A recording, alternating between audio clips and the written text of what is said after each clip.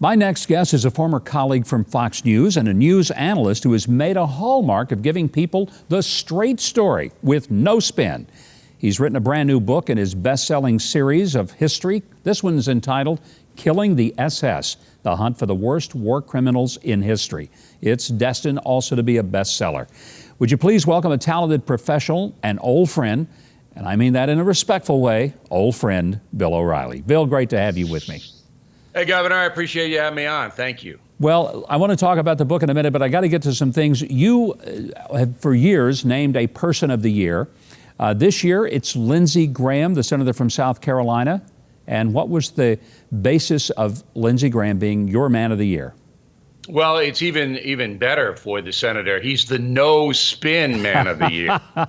Yeah, that's better. So every night we do 30-minute commentary on BillO'Reilly.com. It's like The Factor, but no, with the no-spin moniker. And basically, we just lay it out. And in this very confusing time where the media is falling apart, literally falling apart, we provide, I think, a unique service for people who want the truth.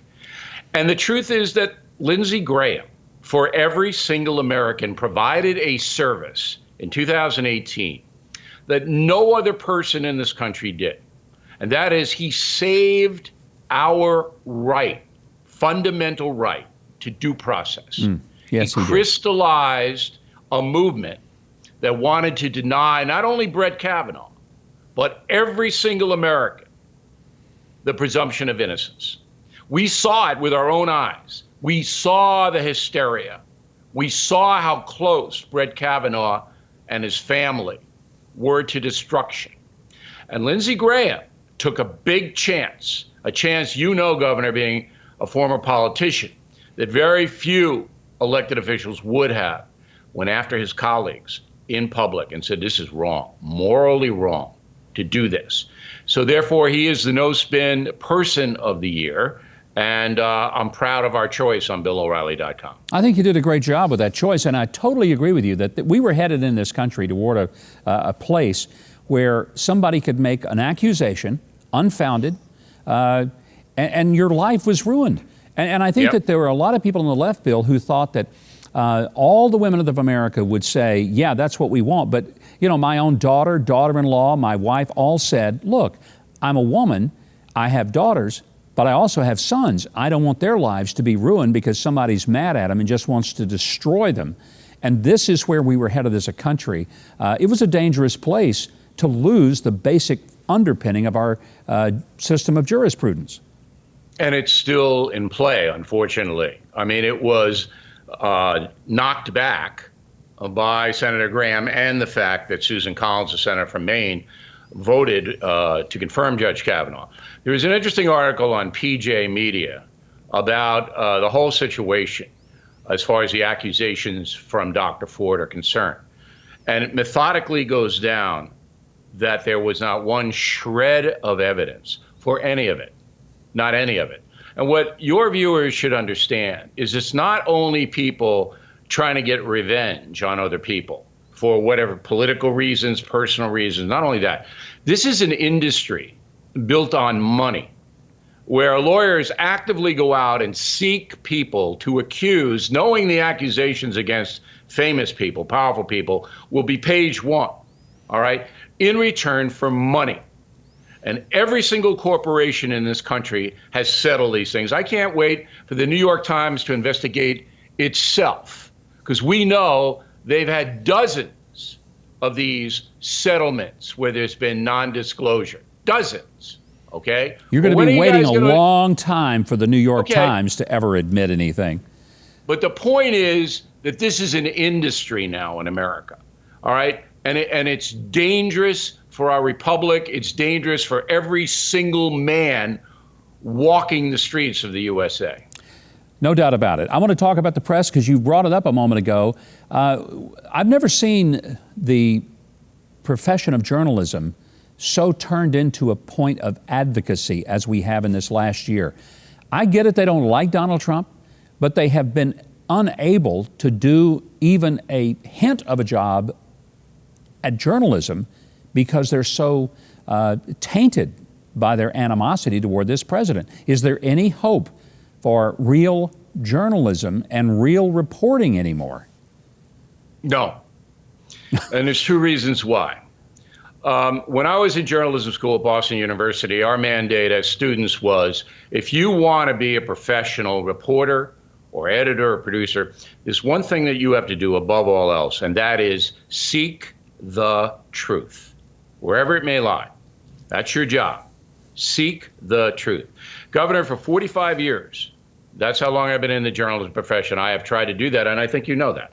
Yes, all right? Absolutely. And I've been fabulously successful doing that or trying to do it. All right. Ideology does not enter into my reportage. However, now the media companies are not in it to seek the truth. They're in it to make money. Everybody keep that in mind. It's almost like the due process situation. Make money. The corporate chieftains, particularly on television, but in the newspaper industry as well, which is dying, have now given up trying to get everybody to watch or read them. They now go after a certain segment, an ideological segment. So anybody watching MSNBC is got to be liberal. In fact, 90% of the people who watch that work vote Democrat. On Fox News, 95% who watch FNC vote Republican.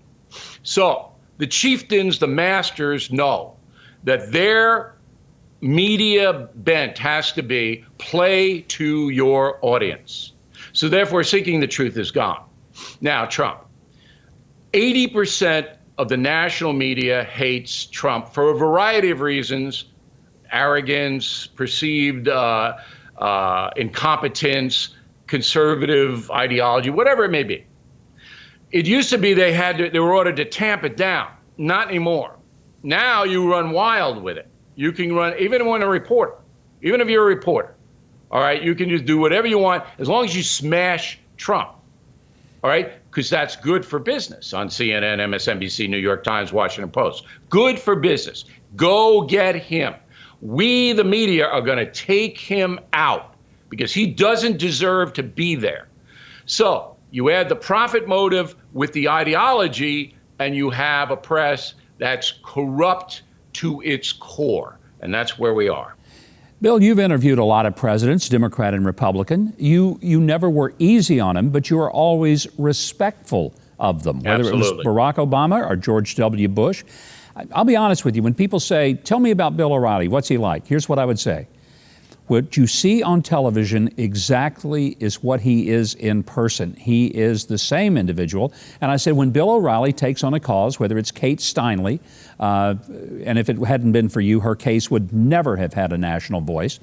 But I said, when you see him take something on with passion, understand that's not just for TV. He truly believes it. He's into it. He's absolutely genuine about it. I think we're losing that. I want you to just give me an evaluation. Compare the way you handled an interview with the president versus, let's say, Jim Acosta, the CNN boiler boy over at the White House, who famously got dismissed for a few days. Well, first of all, you can watch my interviews with all the presidents on Google. That's one of the good things about these crazy devices. And my philosophy was, it was my job to get as much truth out of the presidents as I could, even if they didn't want to say it. But there was a line that you had to stop at. So Acosta doesn't stop at any line. I think he will now that this whole thing is blown up. But he was basically in business to make President Trump look bad. That's what he was in business to do. He was ordered to do that. Me, I wanted to go in. I got along well with Barack Obama. I mean, I helped him with the Brothers Keeper situation that he felt very strongly about. I got along well with Bush the Younger, but I pushed him on, why are you letting these people trample you? Your critics trample you. You got to fight back a little bit. And he goes, Factor, that's my answer. And that was it. When he said to me, Factor, that's my answer. Okay, you're the president. All right. And then I moved along. So there are ways to do it. But with Trump, the media chieftains don't believe that he deserves the same respect as all the other presidents have gotten. They don't believe he deserves it because he's an interloper. He shouldn't be there in their estimation. And that's why there are no rules anymore regarding him. I was just on a plane yesterday, and there was a guy sitting in front of me reading Killing the SS, your latest book in the series that have all been runaway bestsellers. How did you select to say, let's go after the story, the untold story, which I think is the hallmark of your books, of the SS and what people don't know from their history courses? A little bragging first. This is the 8th Killing book, 17 million copies in print, the most successful nonfiction book series of all time. You'll never read that in the media, which is why I have to say it, okay? Number 1, 5 weeks. I'm number 2 now behind Michelle Obama. That's fine. I like Mrs. Obama. And that's diversity. You got O'Reilly, you got Michelle That's Obama. diversity. All right. The reason I wrote the book is evil. And it's something that I know you think about all the time, and in your capacity as a minister, you have dealt with in public. There's a rising evil around the world and in the United States. All right. Many people don't even believe in evil. I mean, they don't even, oh, no. There's always a reason, always an excuse for people's heinous behavior. There isn't. Evil lives within every human being. All right. And our mandate from the Creator, if you believe in that, is you choose free will. You choose to be good person or you choose to be evil. I wanted to show my readership what true evil really is. And the best subject I could think of was the SS of the Third Reich, the Nazi fanatics who killed babies, women, innocent people in concentration camps. They were bankers, farmers, merchants, ordinary people. Before World War II, they signed up to go and kill innocent people. Who were they? How did they get away? Why did they get away? Who helped them? And then who tracked them down? It's a thriller. Killing the SS is a thriller. All true. But the most important thing about the book is it crystallizes the subject of evil for people. And the theme is don't turn away from evil. Confront it as best you can. Don't look the other way as the German people did, because it could happen again at this level. Powerful and timely message.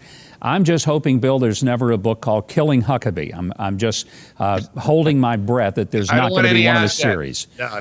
Hey, Bill, great to have you here. What a pleasure. And I want to say to our audience, there's still time to get a copy of Bill's latest book, Killing the SS, in time for Christmas.